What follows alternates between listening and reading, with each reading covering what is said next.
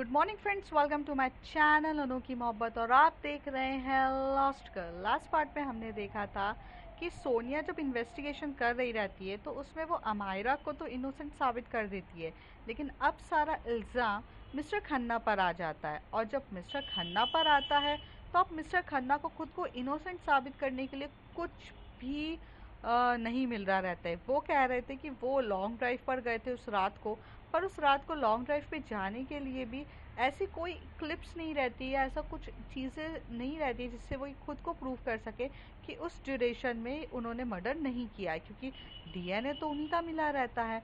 और वो कहती हैं कि मेरे बेटे रोहन ने मर्डर किया है। तो अगर रोहन ने मर्डर किया है तो वो तो डेड पर्सन है, और डेड पर्सन कभी भी किसी का मर्डर नहीं कर सकता है। तो यहाँ पर मिस्टर खन्ना काफ़ी ज़्यादा फंस चुके रहते हैं। दूसरी तरफ जो सोनिया रहती है उसके पास एक मेल आता है, जिस मेल में एक टाइमिंग लिखा रहता है। हाँ, वो सीक्रेट गलीफ नहीं भेजे रहते हैं। और सीक्रेट गलीफ आखिर मदद क्यों कर रही है सोनिया की, इन सारे सवालों के जवाब तो आगे कुछ मिलेंगे। अब बढ़ते हैं स्टोरी की तरफ।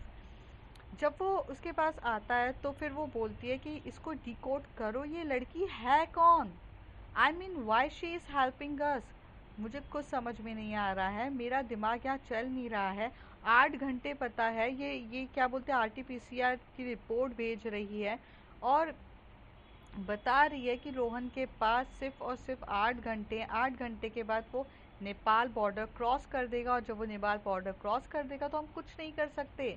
मैं कुछ कह रही हूँ, तुम लोग पता करो। तो वहाँ पर जो उनका कलीग रहता है वो खड़े होके बोलता है, मैम हम करीब 3 या 4 दिन से इसी चीज़ पे लगे हुए हैं कंटिन्यूस, पर ये इतना इतना ज़्यादा एनक्रिप्टेड मेल है कि हम इसको डिकोड कर ही नहीं पा रहे हैं।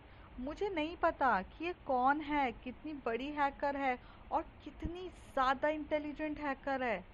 ये हर चीज़ को हैक कर लेती है और हम इसकी हैक भी नहीं कर पा रहे हैं। हम इसकी प्राइवेसी में घुस भी नहीं पा रहे हैं। कौन है मैम, ये क्या है? बट एक चीज़ काफ़ी अच्छी है, इसके पास इतने हैकिंग स्किल्स हैं, लेकिन वो हमारी मदद कर रही है। वो कोई भी गलत काम में नहीं है। अगर ये चाहे ना मैम, ये बैंक लूट सकती है। मैम ये चाहे तो हमारे पूरे सिस्टम में घुस के वो सारी इंफॉर्मेशन जो प्राइवेट है, जो पूरी की पूरी प्राइवेसी में है, वो सबको चुरा सकती है और वो कुछ भी कर सकती है और हम चाह कर भी नहीं पता कर सकते। वो इतनी है, लेकिन वो मैम हमारी मदद कर रही है। तो सोनिया उसकी तरफ गुस्से से देख के बोलती है, तो तुम यहाँ मुझे उसकी तारीफ बताने बैठे हो या मैं उसके फूल बांधूँ? हाँ, एक काम करती हूँ ना, पूरी दुनिया को बता देती हूँ कि हमारी टीम तो निकम्मी है। हमारी टीम में तो किसी को भी कुछ आता ही नहीं है। मैंने तो बेवकूफ़ों की टीम है हमारी साइबर सेल। हाँ, जो एक हैकर को नहीं पता कर पा रही है। मैं यहाँ पर उसकी तारीफ सुनने नहीं बैठी हूँ, मुझे यहाँ पर चीज़ें चाहिए। हाँ, वो मदद कर रही है, पर कोई भी इंसान किसी की मदद फालतू का नहीं करता है, कोई ना कोई मोटिव से मदद करता है। मुझे उसका मोटिव जानना है। और तुम्हें समझ में नहीं आ रहा है क्या मेरे ऊपर कितना प्रेशर है? तो कहते ऑफ कोर्स मैम प्रेशर है, हम जान रहे हैं, लेकिन अगर वो आपकी मदद करे कि 8 आवर्स है, हमें उससे 8 आवर्स में अभी किसी भी हालत में पहले रोहन को पकड़ना होगा और बाद में हम जान लेंगे। हो सकता है ये जो हैकर है ये खुद आपसे आकर मिल लें, ये भी तो हो सकता है मैम। आप अभी उसको ढूंढने में टाइम बर्बाद मत करिए। हमें अभी ये साबित करना है कि मिस्टर खन्ना से सच उगलवाना है और रोहन को पकड़ना है। अगर हम ये कर पाए तो शायद सीक्रेट गरीब जो अपना मोटिव करवाना चाहती है उस पर वो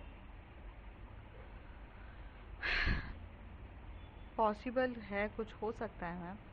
प्लीज़ मेरी बात सुनिए, आप अभी रोहन को साबित करिए, अपने गुस्से को काफ़ी कंट्रोल करिए। तो सोनिया जो रहती है वो एक ठंडी सांस लेती है और वहाँ पर ग्लास ऑफ वाटर रहता है, वो उसे पीने लगती है। और पीते हुए ठंडी सांस लेके सोचती है कि जो भी मेरे कलीग ने कहा वो सही कहा है। मुझे अभी रोहन को पकड़ना होगा, क्योंकि अगर ये चांस चला गया तो ये चांस हमेशा के लिए चला जाएगा। और हमेशा के लिए चला गया तो मैं कभी ये प्रूफ नहीं कर पाऊँगी, क्योंकि एक्चुअली ये जो केस रहता है सोनिया के पास जब आया रहता है तो वो स्कैम केस रहता है। उसे स्कैम को प्रोटेक्ट करना रहता है, लेकिन स्कैम के बीच में मर्डर आ गया, मतलब नताशा का मर्डर हो जाता है। तो वो मर्डर इन्वेस्टिगेशन भी करने लगती है, पर मेन मोटिव उसे स्कैम को रोकना था, क्योंकि अगर उसने इन्वेस्टमेंट बैंकर के अगेंस्ट कुछ सबूत नहीं लेकर आई तो ये स्कैम आज जो चला है वो चलता ही रहेगा, और ये जो गवर्नमेंट का पैसा है ये पब्लिक खाती रहेगी। मतलब पब्लिक मीन्स कुछ लोग जो पब्लिक में हैं, लाइक मिस्टर बैंकर जो इसमें से हाफ शेयर वो खुद लेने वाला है, और बाकी लोग, ये सारी चीज़ें चलती रहेगी। अब उसके दिमाग में ये आता है कि उसे स्कैम को भी रोकना है तो उसे रोहन का पता करना ज़रूरी है। अगर वो रोहन को पता कर लेगी तो वो इन्वेस्टमेंट बैंकर के अगेंस्ट अपने केस लड़ सकती है। तो यहाँ पे बहुत सारी चीज़ें उसके दिमाग में चलती है, और वो शांति से बैठकर फिर वो जाती है मिस्टर खन्ना के पास। जैसे ही वो मिस्टर खन्ना के पास जाती है तो इस बार वो दबाव देते हुए बोलती है, साइन कर रहे हो कि नहीं? मिस्टर खन्ना कहते हैं मैं साइन नहीं करूँगा। मैंने कहा कर रहे हो कि नहीं? अगर तुमने नहीं किया तो तुम सोच लेना, अभी तक तो तुम्हें उम्र कैद की सज़ा थी, मैं तुम्हारे ऊपर इतने केस कर दूंगी कि तुम्हारी फांसी हो जाएगी। तुम्हें याद रखना, तुम्हें अगर कोर्ट में मैं लेकर गई तो तुम्हारी ज़िंदगी पूरे तरीके से तबाह होगी, और जो तुम अपनी फैमिली को प्रोटेक्ट करने की कोशिश कर रहे हो ना, तो तुम नहीं कर सकते। ये भी तुम भी जानते हो और मैं भी जानती हूँ कि मिस्टर रोहन जिंदा है, रोहन खन्ना जिंदा है। आज नहीं तो कल उसे हम पकड़ तो लेंगे, और कैसे भी पकड़ के उसके साथ तो जो सलूक होगा ना उसमें आप कुछ कर भी नहीं सकते, क्योंकि आपका बेटा तो पहले से ही डेड है, पूरी दुनिया के लिए डेड है। तो अगर मैं उसे पकड़ के उसके साथ कुछ कर भी लूँ ना तो आप कुछ नहीं कर सकते हैं, लेकिन आप जिंदा होंगे तो कुछ करेंगे ना। हाँ, आपके ऊपर तो अभी मर्डर का केस लगाकर होने वाला है। जिस तरीके से सोनिया ये सब कह रही रहती है वो प्रेशराइज कर रही रहती है मिस्टर खन्ना को, और मिस्टर खन्ना को अब समझ में आ चुका रहता है कि दुनिया की नज़रों में तो मेरा बेटा मर चुका है, अगर ये पकड़ के उसे मार भी डालेगी तो मैं इस पे कुछ कर नहीं सकता हूँ, क्योंकि she is already dead. Second thing is that dead तो ठीक है, साथ ही साथ ये कि अगर मैं ज़िंदा ही नहीं रहा तो मैं अपने बेटे को प्रोटेक्ट कैसे करूँगा, उसे फ़ॉरेन कैसे भेजूँगा, और ये सारी चीज़ों से दूर कैसे रखूँगा। तो अब उसके दिमाग में यही चलता है कि मिस्टर खन्ना के बहुत ज़्यादा प्रेशर होने के बाद मिस्टर खन्ना कहते हैं ठीक है, मैं आपको बताता हूँ कि मेरा बेटा ज़िंदा है। तो सोनिया कहती है ओ, तो आप मतलब आप बताएंगे कि कैसे ज़िंदा है? तो वो कहती है कि हाँ। दूसरी तरफ जो रोहन रहता है उसकी आरटीपीसीआर की रिपोर्ट क्लीन चिट आती है, जिसके मीन्स ये साबित होता है कि अब वो कोविड पॉजिटिव नहीं है। अगर वो कोविड पॉजिटिव नहीं है तो गवर्नमेंट उसे क्वारंटाइन नहीं कर सकती है, और ना ही उस पर अब कोई केस लग सकता है या उसे रोक सकती है। तो वहाँ से जो सरदार रहते हैं उनका भी उनकी भी रिपोर्ट कोविड नॉट पॉजिटिव निकलती है, मतलब नेगेटिव आती है। तो वो सब लोगों को छोड़ दिया जाता है, और जो ट्रक के अंदर जितना भी कंसाइनमेंट्स होते हैं जो उन्हें नेपाल बॉर्डर क्रॉस करने रहते हैं उसे भी रिलीज़ किया जा चुका रहता है। तो अब वो वहाँ से जाने के लिए तैयार हो चुके रहते हैं। तो दूसरी तरफ जो मिस्टर खन्ना रहता है वो कहते हैं कि मैं अपने बेटे से बात करता हूँ तो एक मेल के थ्रू करता हूँ, और उस मेल के थ्रू बात करके वो मुझे लोकेशन बताता है, और उस लोकेशन के थ्रू मैं उस पे कांटेक्ट कर पाता हूँ। वो एक नंबर भेजता है तो मैं उस नंबर पे थ्रू पैसे भेजता हूँ जिससे उसका सर्वाइवल पना चल सके। तो यही थ्रू हमारी बात होती है। तो सोनिया कहती है ऑफ कोर्स ठीक है, तो आप अभी भी अपने बेटे से बात करिए। तो कहता है मैं अभी बेटे से कैसे बात कर सकता हूँ, मैंने कहा ना मैं मेल के थ्रू लैपटॉप के थ्रू बात करता हूँ, और एक ईमेल आईडी के थ्रू हमारे बीच में कांटेक्ट होता है। तो कहती है कि हाँ तो कोई प्रॉब्लम नहीं है। तभी वो अपने एकदम से बेल रिंग करती है, और वहाँ से अपने कलीग को बुलाती है और कहती है कि इनका लैपटॉप लेकर आओ। तो इनका जो लैपटॉप आता है वो लैपटॉप को सामने रखा जाता है, और पूरी की पूरी टीम उस इन्वेस्टमेंट रूम में आ जाती है, जिसको ट्रेस बोला जाता है, ट्रेसिंग टीम। जिनको अब ट्रेस करना रहता है किसी भी हालत में कि ये पर्सन कहाँ पर है। तो सबसे पहले जो मिस्टर खन्ना है वो उसको मेल डालते हैं कि हाय सन, कहाँ पर हो तुम, और सब ठीक है कि नहीं। वो मेल डाल देते हैं। थोड़ी देर तक मेल का वेट करते हैं, करीब 25 मिनट हो जाते हैं, 20 मिनट हो जाते हैं, उस मेल का कुछ रिप्लाई नहीं आता है। दूसरी तरफ जो मिस्टर रोहन रहता है, वो जिस एरिया से ट्रैवल कर रहा रहता है वहाँ नेटवर्क नहीं मिल रहा रहता है। तो उस जो 20 मिनट का ट्रैवल जो गैप रहता है वहाँ नेटवर्क नहीं मिलता है, तो वो अपने एंड्रॉयड फ़ोन पर देख नहीं पाता है कि किसका मेल आता है। फिर करेक्ट आधे घंटे के बाद उसके मोबाइल पे पॉपअप होता है। तो वो जैसे ही वो पॉपअप होता है उसमें एक मेल होता है डैड का। तो वो अपने डैड को पूरी हिस्ट्री बता रहा रहता है कि हाँ डैड मैं ठीक हूँ, और मुझ पर मतलब मैं पुलिस स्टेशन पे था, आरटीपीसीआर का हो रहा है, और डैड मैं करीब 2 घंटे के अंदर किसी भी हालत में नेपाल बॉर्डर क्रॉस कर दूंगा, और फिर वहाँ जाने के बाद मैं वहाँ की सिम लेकर आपसे कांटेक्ट करूँगा, और डैड मैं इन सब चीज़ों से कोसों दूर चला जाऊँगा। तो बस डैड थोड़ा सा वक्त और फिर मैं सब चीज़ों से हो जाऊंगा। ये कह के वो मेल सेंड कर देता है। जैसे मेल यहाँ पर आता है तो उसके डैड जो पढ़ते तो कहता है कि सिर्फ 2 घंटे हैं, वो 2 घंटे में नेपाल बॉर्डर क्रॉस कर देगा, वो सोनिया की तरफ कहते हैं। तो कहते हैं कि हाँ कर देगा, लेकिन तुम क्या फ़ोन पे बात नहीं करते हो अपने बेटे से? फ़ोन पे बात करोगे तो लोकेशन ट्रैक हो चुकी रहेगी, और लोकेशन ट्रैक हो जाएगी तो तुम्हारे बेटे को 2 घंटे नेपाल बॉर्डर क्रॉस करने से पहले हम प्रोटेक्ट पढ़ सकते हैं। तो कहता है कि नहीं मैं अपने बेटे से फ़ोन पे बात नहीं करता हूँ। तो वो ऐसे बोलता है, तो कहते ठीक है फाइनली मत करो फ़ोन पे बात, बैठे रहो, तुम्हारे पे तो केस वैसे भी लगने वाला है, कुछ नहीं हो सकता। सोनिया आराम से वहाँ चेयर पे बैठ जाती है। फिर प्रेशराइज हो जाता है मिस्टर खन्ना को। मिस्टर खन्ना सोचने लगते हैं यार, अगर मैंने अभी अपने बेटे से फ़ोन पे बात नहीं करी तो प्रॉब्लम हो जाएगी, और प्रॉब्लम हो जाएगी तो मतलब मैं जेल में जाऊंगा, और मेरा बेटा तो नेपाल बॉर्डर क्रॉस करके अपनी लाइफ अच्छे से जिएगा। मतलब मर्डर इसने किया, सब कुछ इसने किया, और मैं यहाँ फेस करूँ। अमायरा सही कहती थी कि भाई ने तो सबको ज़्यादा फंसा दिया। थोड़ी देर में ये सारी बातें उसके दिमाग में इतनी ज़्यादा चलने लगती है मिस्टर खन्ना के, कि वो एकदम ब्लास्ट होने वाला रहता है। तभी वो कहता है कि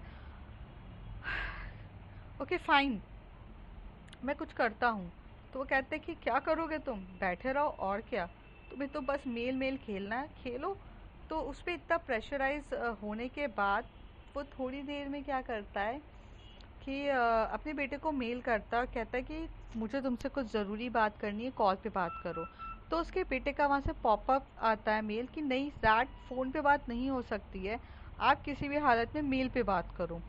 पर उसके डैड बोलते हैं कि तुम्हारी मम्मी की तबीयत बहुत ज़्यादा ख़राब है, उन्हें हार्ट अटैक आ चुका है, और उन्हें ये पता चल चुका है कि तुम ज़िंदा हो और वो सीरियस कंडीशन में है, तो प्लीज़ मुझसे फ़ोन पर बात करो। जैसे ही ये पॉपअप जाता है तो उसे मिलता है, तो कहीं ना कहीं जो रोहन रहता है वो काफ़ी हरामी तो रहता है, लेकिन एक चीज़ होती है कि माँ के लिए ममता। तो उसे पता रहता है कि अगर माँ से रिलेटेड है तो वो कॉल ज़रूर करेगा। तो वो कहता है डैड ठीक है, ओके फाइन, मैं आपको एक नंबर सेंड कर रहा हूँ, उस पर आप बात करो। तो एक ऑफ कोर्स इसके पास नंबर नहीं रहता है, और वो एक नंबर सेंड करता है जो एक न्यू सिम का नंबर रहता है, और वो जैसे ही नंबर सेंड होता है करीब इन सब चीज़ों में आधा एक घंटा तो निकल ही चुका रहता है। अब सिर्फ और सिर्फ 1 घंटे में बॉर्डर क्रॉस हो रही रहती है। मतलब मैं ये कहना बताना चाहती हूँ कि यहाँ पे वॉच जो रहती है, जो वॉच का भी टाइमिंग पूरा चल रहा रहता है, कि टाइम भी नहीं रहता है, लोग कंटिन्यूस वॉच को देख रहे रहते हैं। वहाँ पे सीक्रेट गर्ल ईव जो रहती है वो भी कंटिन्यूस वेट कर रही रहती है कि कुछ भी हो बस रोहन को पकड़ो। आखिर उसका क्या मोटिव है रोहन को पकड़ाने का, ये तो भला वही जाने। लेकिन सब एकदम टेंस माहौल रहता है। ये माहौल कुछ इस प्रकार से रहता है कि एक एक मिनट एक एक सेकंड की वैल्यू बहुत ज़्यादा है। जैसे सब के सब टाइम गिन रहे हों, और अगर ये टाइम पर काम नहीं हुआ तो प्रॉब्लम हो जाएगी। ऐसी हालत हो चुकी रहती है। तो तभी जो उसके डैड के पास एक नंबर आता है मेल पर, तो जो वो बोलती है तुम्हारा फ़ोन कहाँ है, तो वो फ़ोन देती है और बोलती है कॉल करो। और जैसे ही वो फ़ोन को कॉल करते टाइम सब ट्रेसेस वाले जो रहते हैं ट्रैप करना, ट्रेस करना स्टार्ट कर देते हैं। फ़ोन लगता है, और फ़ोन जब लगता है तो जो वहाँ का वो रहता है, मतलब सब, आई एम सॉरी, सरदार रहता है। वो कहता है कि क्या हो गया, तुम्हें फ़ोन आ रहा है? तो कहता है हाँ मुझे ये ज़रूरी बात करनी है, थोड़ा सा आप एक साइड पे रोक सकते हो गाड़ी? तो कहता है कि हाँ यहाँ ज़रा चाय की टपरी है, मैं ज़रा यहाँ रोक देता हूँ। तो वो चाय की टपरी के वहाँ पर अपना रोकते हैं, और यहाँ पे फ़ोन बजना स्टार्ट, फ़ोन आता है। जैसे ही फ़ोन आता है तो वो बोलता है पापा पापा बोलो। तो वो कहता है तो जैसे ही होता है, जो सोनिया वो म्यूट करते हुए बोलती है पहले तो ये बोलो कि वॉइस नहीं आ रही है, हेलो हेलो करते रहो, कम से कम उसी में कम से कम कुछ सेकंड्स चले जाएंगे, जिसकी वजह से हम ट्रेस कर सकते हैं। ट्रेस करने के लिए 3 मिनट तक बात करना काफ़ी ज़रूरी थी, और 3 मिनट तक बात करना इतना पॉसिबल नहीं था, तो कुछ ना कुछ तो ऐसे सरकमस्टेंसेस करने ही थे। तो सोनिया यही बोलती है। तो वो वहाँ से म्यूट हटाता है, बोलता है हेलो पापा आप सुन रहे हो, मेरे पास समय बहुत कम है, जल्दी बताओ क्या हुआ है क्या हुआ है। तभी बोलता है हेलो हेलो हेलो, आप सुन रहे हो, आपको सुनाई दे रहा है, आपको आवाज़ आ रही है, आपको आवाज़ आ रही है? तो वहाँ से रोहन चिल्लाया था हाँ पापा मुझे आवाज़ आ रही है, आप सुन क्यों नहीं रहे हो, जल्दी बोलो क्या हुआ है? तो वो बोलता है अरे मेरी, तुम थोड़ा पैनिक होना बंद करोगे, कुछ ज़रूरी बात है मैं बता रहा हूँ। तो कहते हैं हाँ पापा मैं सुन रहा हूँ यार, आप मुझे क्यों नहीं बता रहे हो? अगर आप ऐसी टाइम बर्बाद करते गए तो मेरे पास टाइम नहीं है, मेरे पास सिर्फ और सिर्फ 2 मिनट है बात करने के लिए, आप सुन क्यों नहीं रहे हो?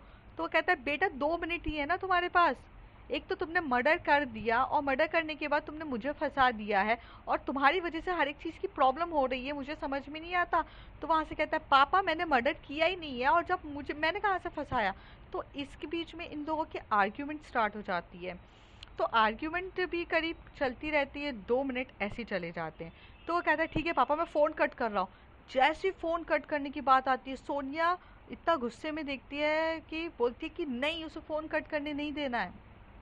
तो वो कहते हैं अच्छा सुनो सुनो बेटा, मैं ना थोड़ा सा गुस्से में आ गया था, मैं पैनिक हो चुका हूँ, तुम्हारी माँ को जब से पता चला है कि तुम जिंदा हो, उसकी तबीयत काफ़ी ज़्यादा ख़राब हो चुकी है। वो यही चिल्ला चिल्ला के मुझे सुना रही है कि जिंदा होने के बाद भी मैंने उनसे झूठ क्यों बोला, मैंने उनसे झूठ क्यों बोला, और उसे क्यों बचाया, तुम्हारी कंडीशन देखकर हालत ख़राब हो गई। तो जो रोहन रहता है वो भी काफ़ी ज़्यादा दिमागदार इंसान रहता है। तो वो एकदम से बोलता है मेरी फ़ोटो देखकर, what do you mean by मेरी फ़ोटो देखकर, आप क्या बोल रहे हो डैड? तो वो बोलता है वो अमायरा के पास तुम्हारी एक फ़ोटो आई थी, और उस फ़ोटो में साफ साफ दिख रहा है कि तुम्हारी कंडीशन कितनी ख़राब है। तो ये देखकर पता चला कि तुम्हारी तबीयत ठीक नहीं है। तो जो रोहन रहता है वो थोड़ा सा स्केर्ड हो जाता है, और डर के क्या बोलता है कि इसका मतलब है कि डैड मुझ पे कोई नज़र रख रहा है, डैड मतलब मेरे पीछे लोग पड़े हुए हैं, नहीं नहीं ये बिल्कुल सही नहीं है डैड, मुझे फ़ोन कट करना पड़ेगा, मैं प्रॉब्लम में फंस जाऊंगा डैड, और मेरे प्रॉब्लम में फंसने के बाद बहुत कुछ इश्यूज हो जाएंगे, नहीं नहीं मैं फ़ोन रखता हूँ डैड, मैं फ़ोन रख रहा हूँ। तभी वो बोलते हैं क्या तुम्हें फ़ोन रखने की पड़ी हुई है, तुम्हारी मुझसे बात हो रही है, इस बारे में कोई भी नहीं जानता है, तुम कितने सेल्फिश हो गए हो कि अपने बारे में सोचकर फ़ोन रखने की बात कर रहे हो, तुम्हें तुम्हारी माँ की टर्म्स एंड कंडीशन नहीं दिख रही है, तुम बस अपने बारे में सोच रहे हो, हाउ सेल्फिश यू आर। तभी रोहन को समझ में आता है कि यार उसने थोड़ा तो सेल्फिश पना दिखाई दिया। तो वो कहती है कि सॉरी डैड, बट आप समझ क्यों नहीं रहे हैं, आप चीज़ों को समझो डैड, अभी मेरे लिए कितना इम्पोर्टेंट है मेरी सर्वाइवल, जब मैं यहाँ से प्रॉब्लम से निकलूँगा, मैं सच बता रहा हूँ सारी प्रॉब्लम से निकाल दूँगा, आप क्यों नहीं समझ रहे हो? ऐसे बात करते करते 4 मिनट हो जाते हैं और लोकेशन ट्रेस हो जाती है। और फिर ये लोग कोई भी बात करे, सोनिया को कोई लेना देना नहीं आता। सोनिया वहाँ से उठती है और बाहर जाती है, बाहर एक रहता है, वो वहाँ की जो एरिया रहती है वो एरिया की पूरी लोकल पुलिस को इन्फॉर्म करती है और बताती है। दूसरी तरफ मतलब काफ़ी अच्छे से लोकल पुलिस वहाँ की बात कर रही रहती है। अब जो मिस्टर इन्वेस्टमेंट बैंकर रहता है, वो उसको जैसे ही पता चल चुका रहता है कि मिस्टर खन्ना को रखा गया है, मिस्टर खन्ना को इन सारी चीज़ों में रखा गया है, उन्हें अब उन पे सारी चीज़ें आ चुकी है। जब उन पर सारी चीज़ें आ चुकी है, इसका मतलब है कि अब 1 मिनट नहीं लगेगा कि इन्वेस्टमेंट बैंकर तक पहुंचने के लिए। जब इन्वेस्टमेंट बैंकर तक कोई भी आसानी से पहुंच जाएगा, तो वो इंसान भी इतना कैपेबल रहता है और इतना चतरा रहता है कि वो सबसे पहले खुद को प्रोटेक्ट करने की पहले सोचता है। और उसको उस पे वो क्या कर रहा रहता है, पूरी तरीके से नज़र रख रहा रहता है। जहाँ पर ये लोग फ़ोन ट्रेस कर रहे रहते हैं इसका अन्ना का, उससे पहले, उससे कहीं ज़्यादा पहले ये जो हमारा इन्वेस्टमेंट बैंकर रहता है, उसी ने फ़ोन ट्रेस कर चुका रहता है मिस्टर खन्ना का। तो अब लोकेशन डिस्क्लोज हो चुकी रहती है 2 लोगों को। इट्स मीन्स पुलिस को भी पता रहती है, सोनिया को भी, और साथ ही साथ अब ये सारी चीज़ों के बारे में ऑलरेडी पता रहता है। तो उस लोकेशन के बारे में जब इन्वेस्टमेंट बैंकर को पता चलता है, तो वो वहाँ पर अपने गुंडे भेज देता है, वो सारे गुंडे भेजता है। और यहाँ से पुलिस अपनी पूरी पुलिस प्रोटेक्शन भेजती है, वहाँ से गुंडे भेजती है। अब प्रॉब्लम ऐसी हो जाती है कि अब दोनों ने भेजा है।